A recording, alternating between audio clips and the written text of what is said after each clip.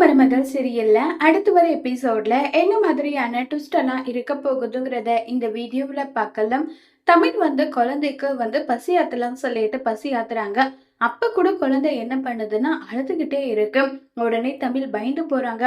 குழந்தைக்கு என்னாச்சு ஏதாச்சுன்னு தெரியல, குழந்தை வேற இப்படி அழுதுகிட்டே இருக்கு, ஹாஸ்பிட்டலுக்கு அதை தூக்கிட்டு போயிட்டு வரலான்னு சொல்லிட்டு ஹாஸ்பிட்டலுக்கு தூக்கிட்டு போயிட்டு வராங்க. தூக்கிட்டு போயிட்டு வந்தா அப்போதைக்கு மட்டும் குழந்தை அமைதியா இருக்கு, திரும்பவும் அழுக ஆரம்பிக்குது.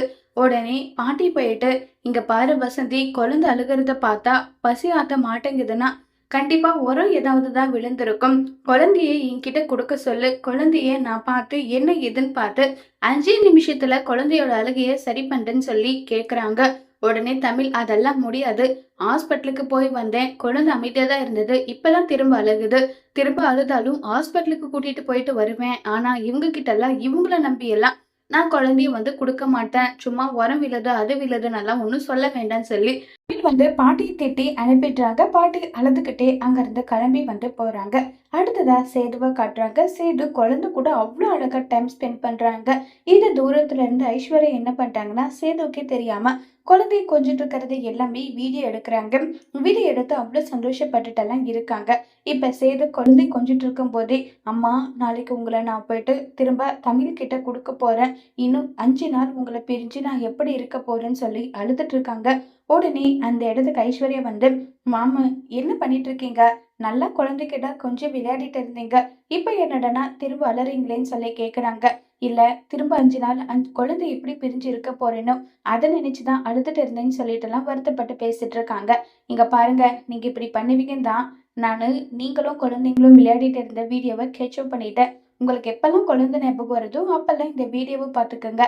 5 நாள்ன்றது கூடிய சீக்கிரம் அப்படியே கண்ணு மூடி கண்ணு திறக்கிறதுக்குள்ள ஓடிடும். இது நினைச்செல்லாம் நீங்க வருத்தப்படாம இருங்கன்னு சொல்லி சமாதானப்படுத்திட்டு இருக்காங்க. இப்ப அடுத்த நாளாவது குழந்தைய மாத்திக்கிற நேரம் வந்துருச்சு. சேதுவை கொடுக்க சொல்றாங்க. சேதுவும் குழந்தைய நேரம் தமிழ் கிட்ட கொடுக்க போறாங்க. உடனே குழந்தை சேதுவோட செயினை புடிச்சுக்கிட்டு அப்படி அழுகுது. அப்பா, என்னுடைய அம்மாவுக்கு என்னை விட்டு போக மனசு இல்லப்பா, அதனால அழுதுப்பா, இன்னும் கொஞ்ச நாள் குழந்தைய வச்சுக்கலாமாப்பான்னு சொல்லி சேதா கேட்க, உடனே ஊராளுங்க அது சரிப்பட்டு வராது, தீர்ப்பு ஒண்ணு சொல்லியிருக்கேன்னா அதை மாத்த முடியாது, இன்னும் 5 நாளைக்கு அப்புறம் குழந்தைய வேணும்னா நீங்க தூக்கிட்டு போங்கன்னு சொல்றாங்க. இப்ப நம்ம தமிழ் கிட்ட திரும்ப குழந்தைய எடுத்துட்டு கொடுக்குறாங்க.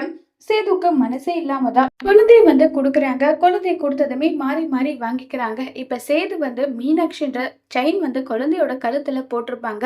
அந்த செயினை பார்த்ததும் தமிழ் இந்த செயின் என்னுடைய குழந்தைக்கு வேண்டாம், இந்த செயினை இவங்களே வச்சுக்க சொல்லுங்கன்னு சொல்லிட்டு செயினை திருப்பி கொடுக்குறாங்க. அது ஒன்றும் அவளுக்கு நான் ஒன்றும் கொடுத்தது கிடையாது, இந்த செயின் நான் என் பொண்ணுக்கு போட்டு விட்டதுன்னு சொல்லிட்டு இருக்காங்க. அது கூட தான் வேண்டாம், என் பொண்ணு நான் எப்படி இருக்கேனோ வசதியில அப்படிப்பட்ட வசதியிலே என் பொண்ணை நான் வளர்த்துக்கிறேன், இந்த செயினை நீங்களே வாங்கிக்கோங்கன்னு சொல்லி தமிழ் திருப்பி கொடுக்குறாங்க. சேது முறைச்சுக்கிட்டே அந்த செயினை வாங்கிட்டு போறாங்க. அதோட இந்த எபிசோட முடிச்சிருக்காங்க.